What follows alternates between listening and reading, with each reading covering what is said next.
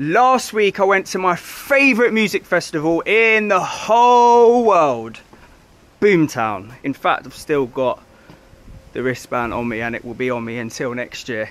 Anyway, I took the Go 3 with me to put it to the test when the sun set and see what it could do in low light, and this is what happened.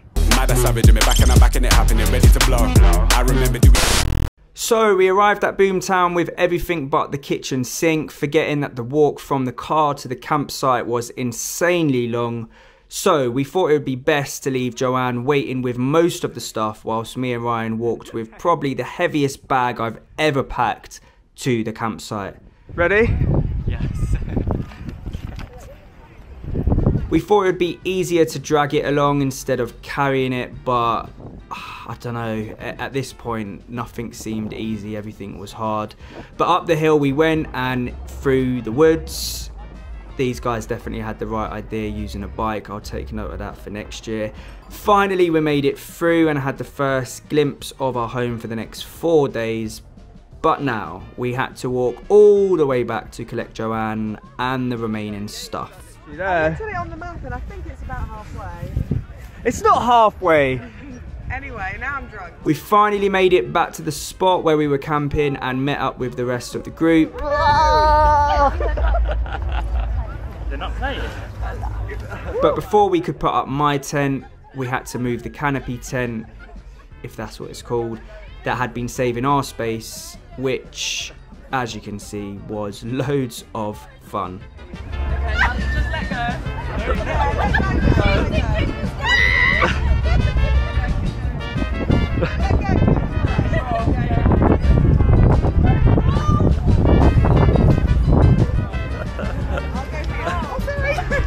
Oh no, wow. Now I literally hate putting up tents. I'm more of a pop-up tent kind of guy, but because it was me and Ryan sharing, we needed a bigger one, which you actually have to work to put up. So we reluctantly started and it went from this to this. It would have taken triple the amount of time if we didn't have the help from one of my mates, so thank you, Taylor. And yeah, this is a tour of our home, and believe me, it didn't look like this for long. But now the work was over, it was time to crack open our first drink and practice for our live band performance. I love this crunching. Weird egg shaking over, it was time to head down into the main festival and have an explore. There's really only two main options you can choose when shooting in low light, auto mode or manual mode. I've captured clips using both modes so you can see the difference. So from this point on, I'll put what mode I'm shooting in on the bottom of the screen. Through the woods we went and out onto the other side, and to be honest, no camera does this view any justice. You literally have to be there with your eyes to really appreciate it. There's just no feeling like it seeing it each time you see it. But anyway, time for me to shut up and let the views do the talking.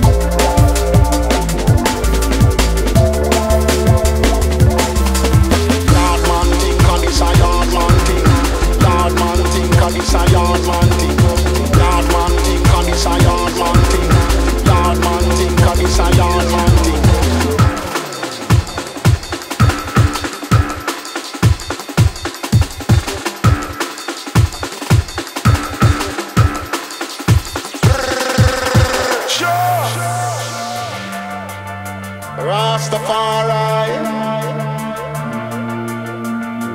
Blaze it, blaze it, blaze it, blaze it, blaze it.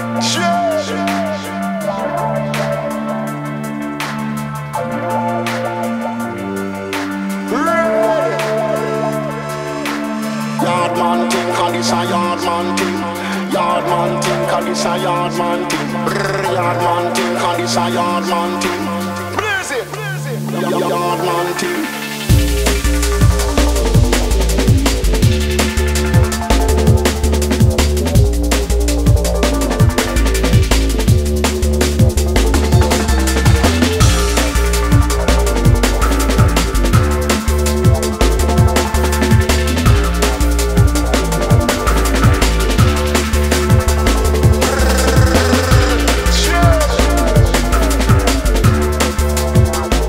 So my conclusion is the Go 3 in low light isn't the best, but it's not the worst.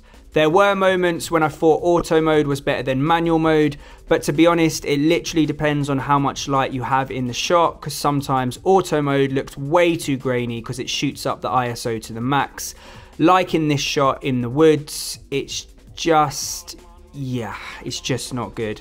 But then when I switched to manual mode, it looked too dark. To be fair, there was hardly any light around in this shot because essentially we were walking through the woods, so I was pushing the camera to its limit. But then in shots like this, where there is a lot of light, it looks much better.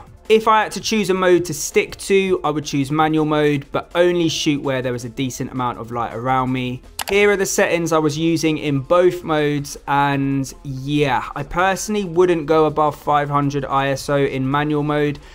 You can set a max limit for the ISO in manual mode from 400, and then it doubles up each time to a maximum of 3200. I know the Go 3 isn't really designed for low light due to its small sensor size. It's more of an action camera to stick on your bike or put where other cameras can't really go.